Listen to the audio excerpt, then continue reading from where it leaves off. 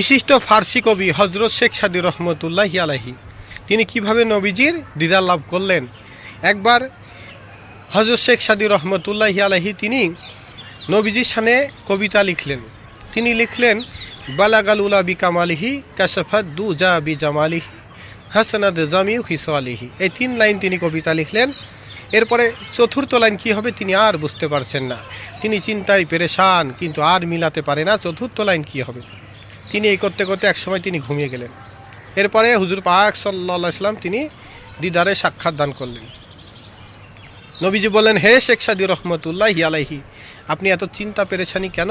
তখন শেখ সাদী রহমতুল্লাহি আলাইহি তিনি বিনয়ের সাথে আরজ করলেন, ইয়া রাসূল আল্লাহ, হাবিব আল্লাহ সাল্লাল্লাহু আলাইহি সাল্লাম, আপনার সামনে আমি কবিতা লিখতে গিয়ে অপারগতা হয়ে গেছি।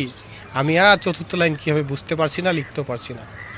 তখন নবীজি বললেন, হে শেখ সাদী রহমতুল্লাহি আলাইহি, আপনি লেখুন চতুর্থ লাইন, সল্লু আলাইহি ওয়া আলিহি সুবহানাল্লাহ। এর মানে হচ্ছে নবীজির প্রতি সালাম এবং ওনারা আহলে বাইত ওনাদের প্রতিও দুরূদ সালাম। সুবহানাল্লাহ। এই যে এই শেখ সাদী রহমতুল্লাহি আলাইহি তিনি এটা লিখলেন, এর মানে হচ্ছে যে হে রাসূল সাল্লাল্লাহু আলাইহি সাল্লাম, আপনার আগমনে সমস্ত কিছু আলোকিত হয়েছে এবং আপনার আগমনে সমস্ত অন্ধকার দূর হয়েছে এবং আপনি হচ্ছেন সমস্ত উচ্চ মাকামের অধিবাসী এবং নবীজির প্রতি আপনার প্রতি দুরূদ সালাম, আপনার আহলে বাইত ওনাদের প্রতি দুরূদ সালাম। সুবহানাল্লাহ।